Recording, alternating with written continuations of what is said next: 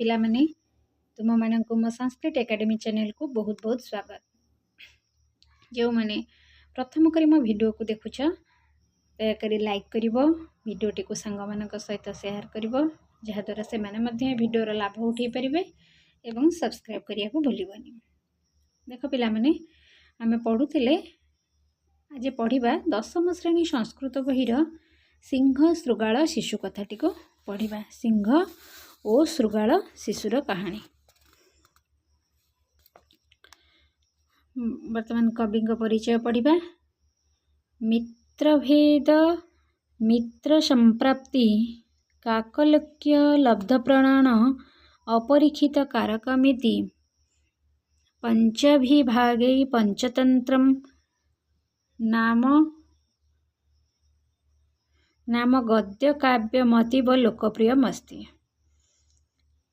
सुप्रख्यात कवीनां प्रचंड पंडित विष्णु शर्माण विरचिते अस्मिन् ग्रंथे मनुष्यतर चरित्रम् अवलंब्य बहवः नीतिपूर्ण कथा लिखिताः।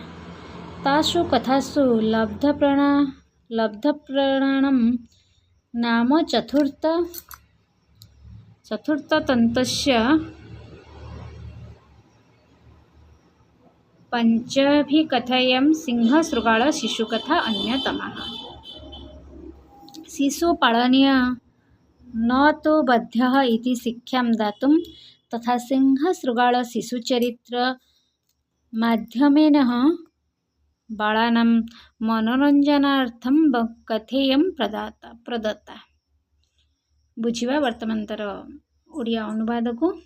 मित्रभेद मित्र संप्रति काकलुक्य लब्ध प्रणाशः अपरीक्षित कारकमिति पंचमी भागे पंचतंत्रम नाम गद्य काव्यमतीव लोकप्रियमस्ति। तार अर्थ होचे अतीव माने अत्यंत, बहव माने बहु।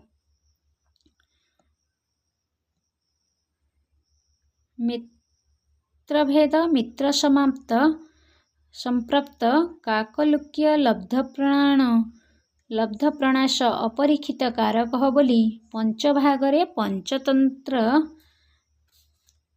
नामक गद्य काव्य अत्यंत लोकप्रिय अटे। सुप्रख्यात कवीनां प्रचंड पंडितः विष्णु शर्माण विरचितः अस्मिन् ग्रंथे मनुष्यत्रे चरित्रम् अवलंब्य बहवः नीतिपूर्ण कथा लिखिताः।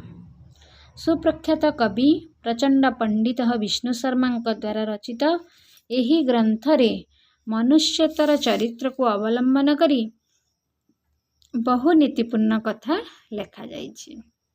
तासु कथासु सेही कथागुड़िक लब्ध प्रणाशम नाम चतुर्थतंत्रस्य पंचभिकथायां सिंह श्रृगाल शिशुकथा अन्यतमा। सेही कथागुड़िक मध्यरे लब्ध प्रणाश नामक चतुर्थतंत्रर पंचम कथा सिंह श्रृगाल शिशुकथा अन्यतम। शिशु पालनीय न तो बद्धः शिशु पालन योग्य अटे, बद्ध करिबा पई नुहे। इति शिक्षा दातुं तथा सिंह श्रृगाल शिशुचरित्र माध्यमेन बालानां मनोरंजनार्थं कथेयं प्रदत्ता।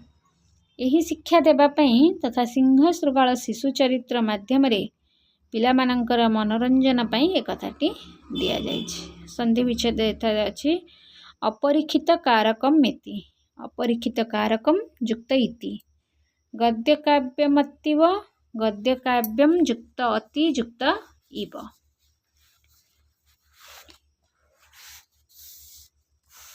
लोकप्रियमस्ति लोकप्रियम युक्त अस्ति।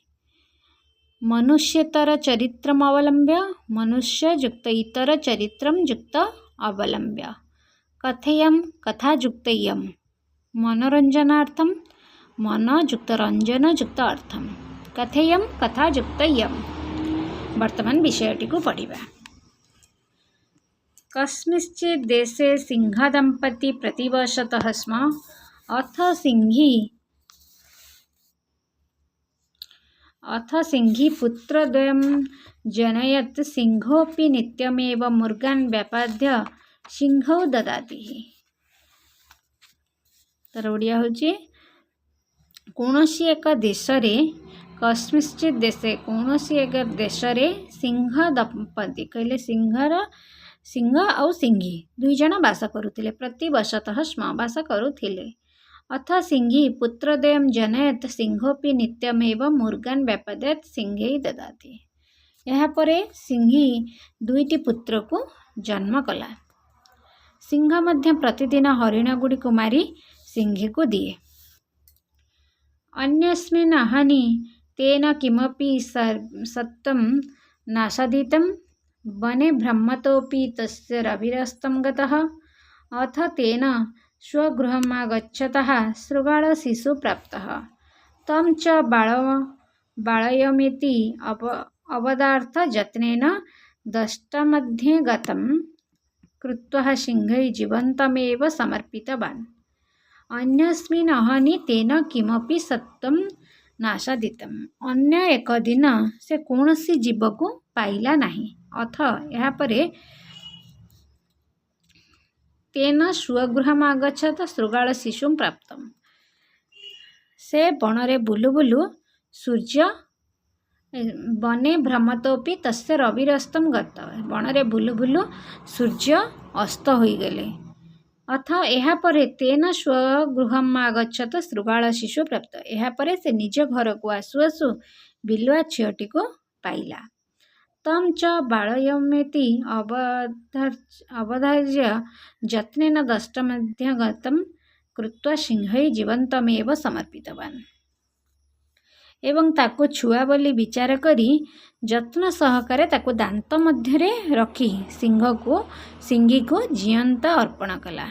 जमती देखि बिलुआ माने पाटिरे छुआ को कामुड़ी सॉरी सिंह माने दांत मध्यरे छुआटी को कामुड़ी आनी सिंही की देला।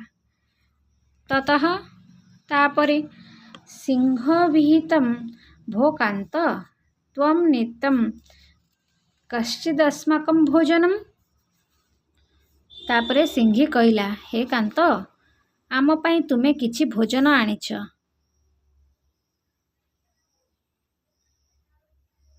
त्वया नीतं कश्चिदस्माकं भोजनम। सिंह आह प्रिये मया अद्य एनं शृगालशिशु परित्यज्य न किंचित् सत्वं समासादितं स च बालयमेति मत्वा न व्यापादितः।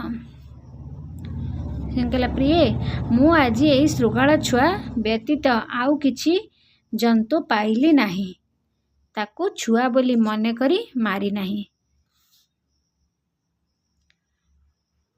इदानीं त्वमेन भक्षयित्वा पाथ्यं कुरु वर्तमान तुमे यहाकू खाई खाद्य कर। प्रभातेन्यत् किंचित उपार्जयस्यामि। प्रभात कहले सकाळे अन्य किछि उपार्जन करिबि वर्तमान मु जंगल रे किछि पाइली नाही। सिंह कहूची सिंही के जे मु किछि पाइली नाही बिलुआ छुआटी को पाइछि तुमे याको खाद्य रूप में ग्रहण कर। सा प्राह भो कांत त्वया बालय विचिन्त्य न हतः। सा प्राह भो कांत त्वया बालयं विचिन्त्य न हत। सिंही कहला हे नाथ तुमे यहाकू शिशु मने करी हत्या करिनाह। तत् कथमेतमहं स्वेदर्थै विनाशायामि तेबे मु किपरि यहाकू निज पई विनाश करिबि। अकंतश्च एवं कुहा जाइछि अकृत्यं नैव कर्तव्यं प्राणत्यागोपि संस्थितेः। अकार्य कदापि कुहा जाइछि जे अकार्य केबे हेले करिबा उचित नुहे। संकट उपजिले मध्य एवं कार्य को केबे हेले परित्याग करिबा उचित नुहे। यह हेउछि सनातन धर्म। अकृत्यं नैव कर्तव्यं प्राणत्यागोपि संस्थिते न च कृत्य परित्याज्य धर्म एष सनातन। कहिଛନ୍ତି कौन जे अकार्य केबे हेले करिबा उचित नुहे। जेते संकट रे पड़िथिले मध्य अकार्य केबे हेले करिबानी एवं निज कार्य को केबे हेले परित्याग करिबा उचित नुहे। यह होछि सनातन धर्मर मत। तस्मान्यमाहं तृतीय पुत्रः भविष्यति। तेणु ये मोर तृतीय पुत्र हेब सिंही कहला।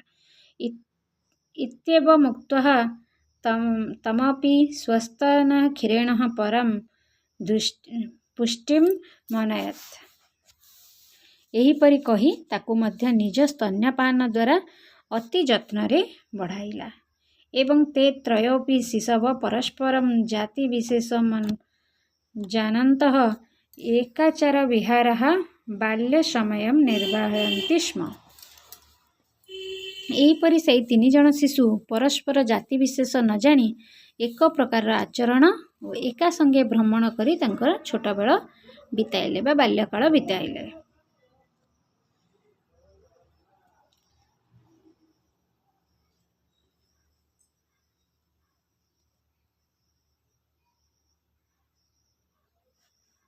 अथ कदाचित् तत्र वने भ्रमणारण्य गजः समाहतः। यहाँ परे कौनसी एक दिन से बन बुलु बुलु गोटे बणुआ हाथीटे आसिला।